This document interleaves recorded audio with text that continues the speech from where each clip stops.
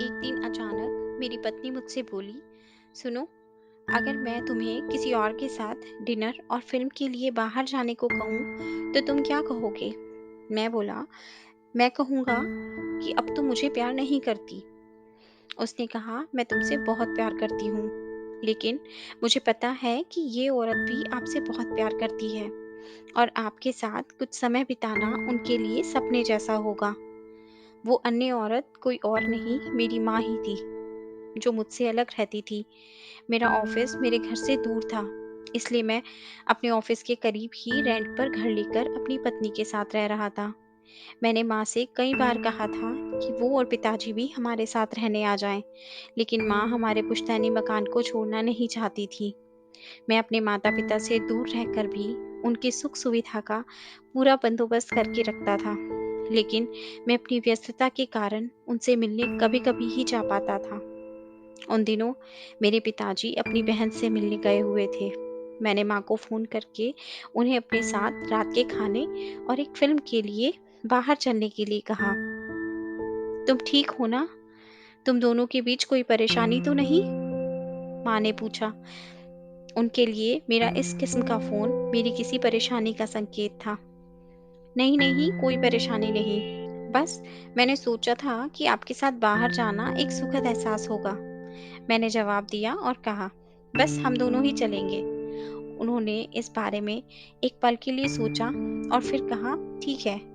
शुक्रवार की शाम को जब मैं अपने पुश्तैनी घर पर पहुंचा, तो मैंने देखा वो भी दरवाजे पर मेरा इंतजार कर रही थी। वो एक सुंदर पोशाक पहने हुए थी और उनका चेहरा एक अलग सी खुशी से चमक रहा था। कार में माँ ने कहा, मैंने अपनी फ्रेंड्स को बताया कि मैं अपने बेटे के साथ बाहर खाना खाने जा रही हूँ। वो काफ़ी इम्प्रेस हुई और तुम्हारे पिताजी को भी फ़ोन करके बता दिया और वो भी ये सुनकर बहुत खुश हुए। मुझे थोड़ा दुःख था कि पिताजी हमारे साथ नहीं हैं, लेकिन मैंने वहीं बैठे-बैठे ये प्लान बना लिया था कि अगली बार मैं माँ और पिताजी दोनों के साथ समय बिताऊँगा। हम लोग माँ की पसंद वाले एक रेस्टोरेंट में पहुँचे, जो बहुत सुरुचिपूर्ण तो नहीं, मगर अच्छा और आरामदायक था।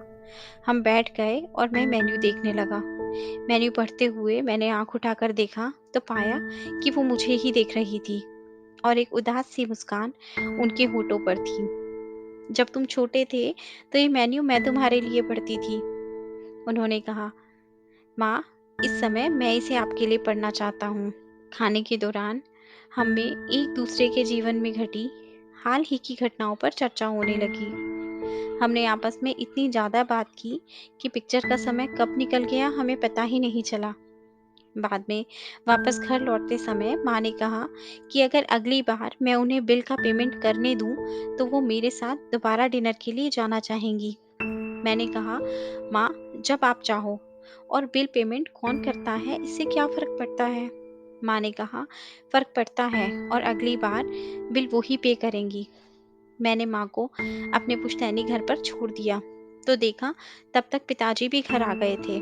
मुझे पिताजी से मिलकर बहुत अच्छा लगा। घर पहुँचने पर पत्नी ने पूछा, कैसी रही आपकी डिनर डेट? बहुत बढ़िया, जैसा सोचा था उससे कहीं ज़्यादा बढ़िया, मैंने जवाब दिया।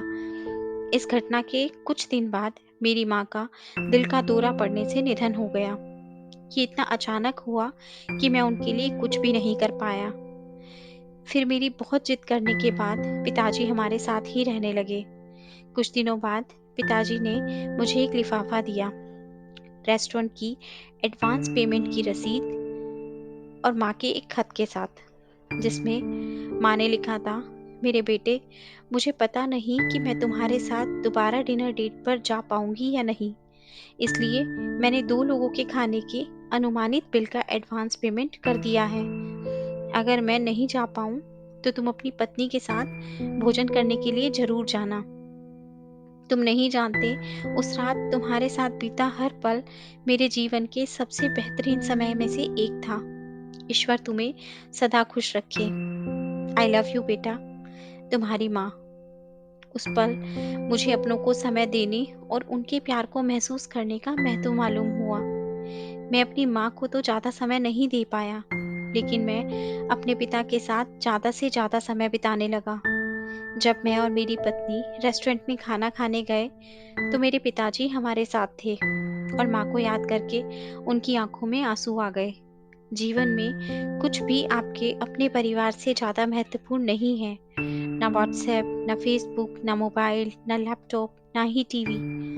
अपने परिजनों को उनके हिस्से का समय ज़रूर दीजिए, क्योंकि आपका साथ ही उनके जीवन में खुशियों का आधार है। इस वीडियो को उन सभी व्यक्तियों के साथ ज़रूर शेयर करें जिनके बूढ़े माता-पिता हों, छोटे बच्चे हों और जिनको प्यार करने वाला और उनका इंतज़ार करने वाला हो। क्योंकि धन तो आता-जाता रहता है, मगर अपने गए तो लौटकर नहीं आते। दोस्तों, आशा करती हूँ आपको ये कहानी अच्छी लगी होगी और ज़रूर कुछ नया सीखने को मिला होगा। आपका एक लाइक, शेयर और सब्सक्राइब हमें ऐसी ही और वीडियोस बनाने के लिए मोटिवेट करता है। इसलिए अगर अभी तक आपने हमारा चैनल सब्सक्राइब नहीं किया, तो प्लीज़ आप हमारे चैनल को सब्सक्राइब करें। आपसे कल फिर मुलाकात होगी एक नई कहानी के साथ। धन्यवाद।